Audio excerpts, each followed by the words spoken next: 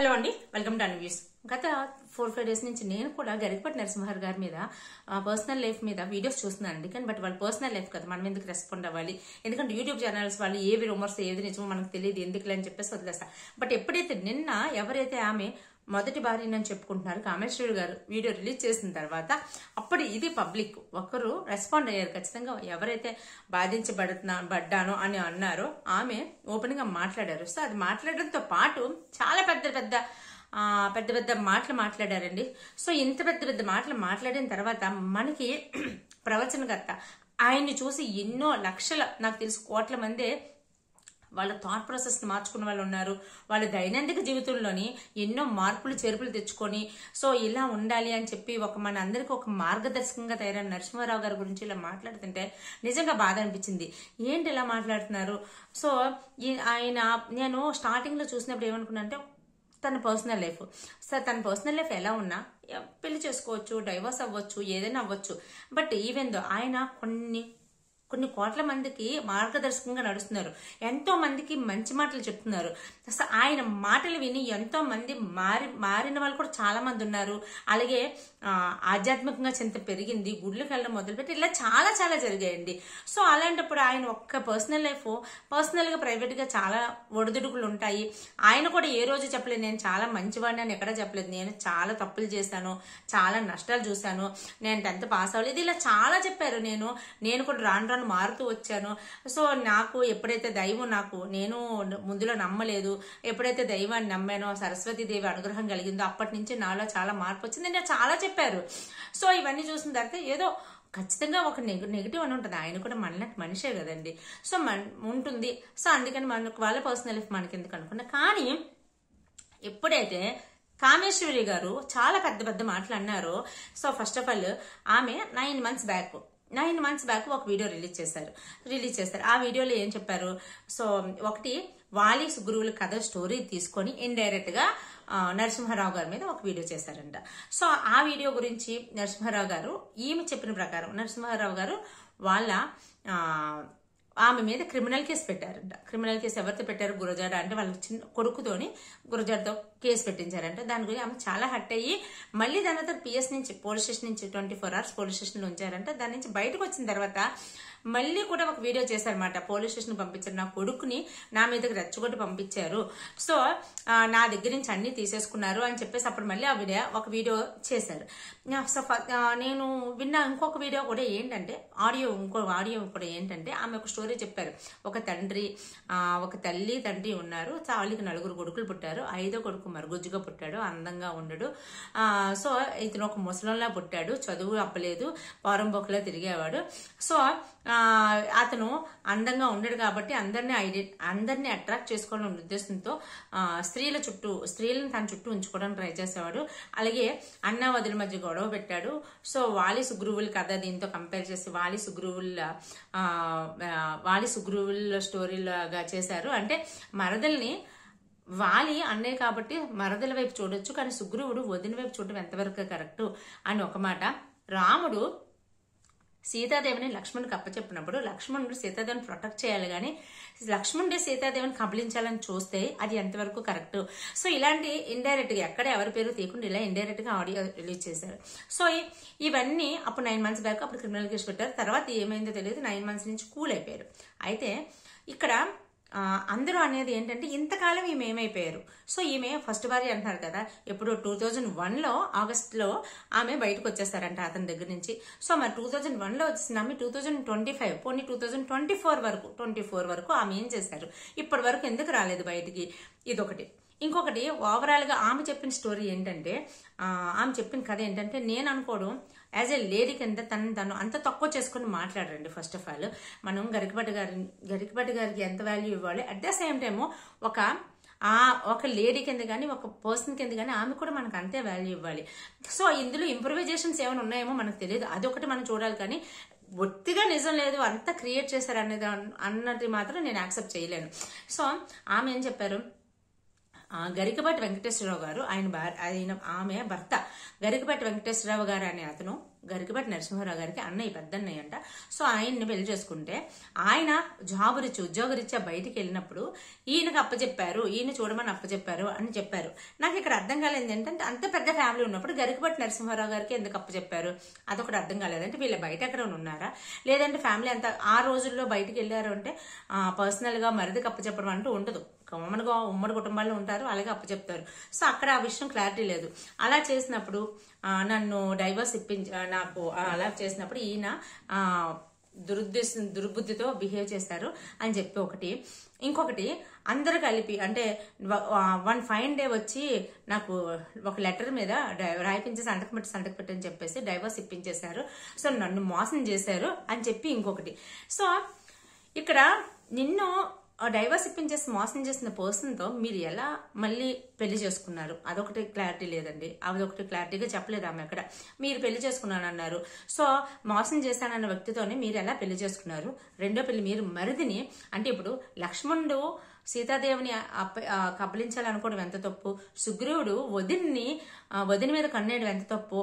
అలాంటప్పుడు మీరు కూడా ఇన్ని తప్పులు అని తెలిసినప్పుడు, ఇంత మంచి చెడు తెలిసినప్పుడు మీరు కూడా గరికపాటి నరసింహారావు గారు చెడ్డతనే, మంచి అతను కాదు, అసలు అతను మంచి బుద్ధులు ఏమి లేవు మీరు చెప్పిన ప్రకారమే చూసుకుంటే, మరి మీరు అతన్ని ఎలా పెళ్లి చేసుకున్నారు? పెళ్లి చేసుకున్న తర్వాత ఇంచుమించు పెళ్ళైన చాన్నాళ్ళు పిల్లలు పుట్టలేదు, 20 years అతనితో లైఫ్ జర్నీ చేశా అన్నారు, మీరే చెప్పారు. సో 20 years లోనే అంటే మీకు వెంటనే పెళ్ళైన వెంటనే పిల్లలు పుట్టలేదు. సో కొన్నాళ్ళైన తర్వాత అతనితో లైఫ్ జర్నీ చేసిన తర్వాత అప్పుడు 2001లో బయటకు వచ్చేసాను అని చెప్పారు కదా.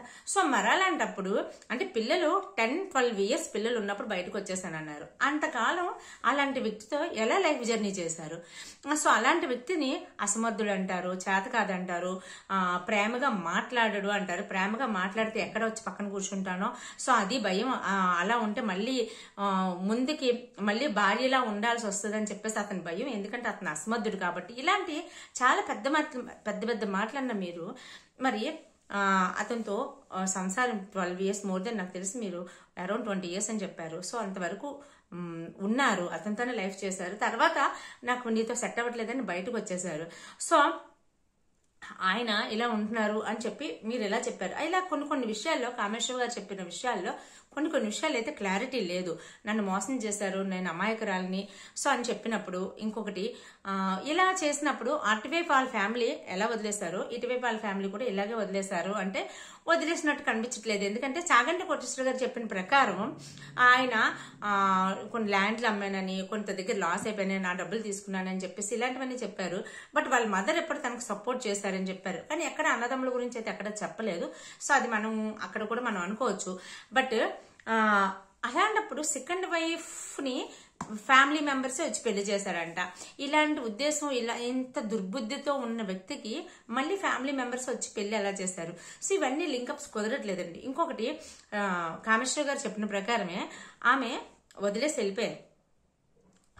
వెళ్ళిపోయినప్పుడు పిల్లల్ని అతని దగ్గర వదిలేస్తారు.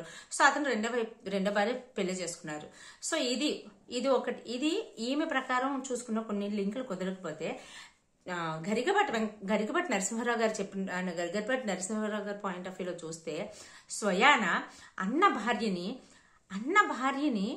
ఎలా పెళ్లి చేసుకున్నారండి? ఆమె చెప్పిన ప్రకారం చూసుకుంటే వదిన కదా, వదిన అంటే తల్లితో సమానం అంటారు కదా. నిజంగా ఆమె చెప్పిన మాటల్లో ఆ మాట నిజమైతే మాత్రం అసలు ఎవరు కూడా యాక్సెప్ట్ చేయలేరు. నిజం ఇది. సో దానిని అది మరి ఇప్పుడు అది ఒకవేళ నిజం కాదు, అబద్ధం అని అంటే ఆమె ఏదో ఉద్దేశంతో ఏదో ఒక సిచ్యువేషన్ ని ఇంప్రూవైజ్ చేసి ఇలా చెప్పారు అని అంటే, ఆమె చెప్పిన దాంట్లో సగమే నిజం ఉంది, సగం అబద్ధమే ఉంది అనుకుంటే గరికపాటి నరసింహారావు గారు కానీ, వాళ్ళ పిల్లలు కానీ, ఆమె భార్య కానీ, లేదంటే స్వయాన గరికపాటి నరసింహారావు గారే వచ్చి మాట్లాడవలసిన సమయం అయితే ఆసనమైందండి. లేదు అంటే వారు వన్ సైడ్ అన్నట్టుగా ఆమె చెప్తూనే ఉంటున్నారు. ఆమె చెప్పిన దాంట్లో మనకి ఆమె కళ్ళల్లో వేదన కానీ, ఆమె బాధ కానీ చూస్తుంటే కొన్ని సిచ్యువేషన్స్ నిజమే అనిపిస్తున్నాయి. ఎందుకంటే ఆమె నేను డబ్బుల కోసం పోట్లాడలేదు, భర్త గురించి పోట్లాడలేదు, నిజమే ఆ గురించి పోట్లాడేదాన్ని అయితే ఎప్పుడో పోట్లాడేది, ఆ పోట్లాట ఇంకోలా ఉండేది, కానీ నా పిల్లల గురించి నాకు బాధ అన్నారు. మీ పిల్లల గురించి మీకు బాధ అయినప్పుడు 9 months బ్యాక్ అంత పబ్లిక్ గా ఒక వీడియో ఎందుకు రిలీజ్ చేశారు? 2 videos ఎందుకు రిలీజ్ చేశారు? అది పర్సనల్ గానే మాట్లాడుకోవచ్చు కదా. మీరు ఏదైతే ఒక మాట అన్నారు, నేను వీడియో రిలీజ్ చేశాను, నా మీద క్రిమినల్ కేసు పెట్టారు. అలా కాకుండా నాకు పర్సనల్గా వచ్చి మాట్లాడితే ఏమో డిలీట్ చేసేసేదాన్నేమో, డైరెక్ట్గా నా మీద క్రిమినల్ కేసు పెట్టారు అన్నారు. మరి అదే మీరు సామరస్యంగా గరికపాటి వారితో మాట్లాడారా? సో ఇలాంటివన్నీ ఆమె చెప్పిన దాంట్లో చాలా డాట్స్ ఉన్నాయండి. కొన్ని అయితే కట్టలే ఉన్నాయి. నేను ఒక వీడియో చూసాను, 9 months బ్యాక్ వీడియో చూసాను. సో నేను ఎవరితో వెళ్ళిపోయాను అంటున్నారు కదా, నా ఇష్టం వచ్చిన వాళ్ళతో వెళ్ళిపోయాను. నా ఇష్టం వచ్చిన వాళ్ళకి నేను సేవ చేసుకుంటున్నాను. అది కూడా ఇంకొక 2-3 రోజులు ఇంకొక వీడియో రిలీజ్ చేస్తాను. అప్పుడు మీకు తెలుస్తుంది నేను ఎవరితో ఉంటున్నాను తెలిస్తే మీకు షాక్ అయిపోతారా అన్నారు. ఆ మూడో పర్సన్ ఎవరు అంటే మీకు ఒక లైఫ్ కావాలనుకుని ఇంకొక పర్సన్తో వెళ్ళిపోయారా? వెళ్ళిపోయినప్పుడు ఇప్పుడు వచ్చి ఇంత మంచి పేరు సంపాదించుకున్నారు అంటే మీరే చెప్పారు. రీసెంట్ గా నిన్న రిలీజ్ అయిన వీడియోలో కూడా మీరు ఎంతగా తిడుతున్నారో పక్క నుంచి ఇంకో పక్క ఆయన పేరు ప్రఖ్యాతులు పాడుకోవడానికి ఎవరు యూట్యూబ్ ఛానల్ వాళ్ళు ఎవరో వచ్చిన పాత వీడియోలోనే తీసారు, దానికి నాకు సంబంధం లేదు అంటారు.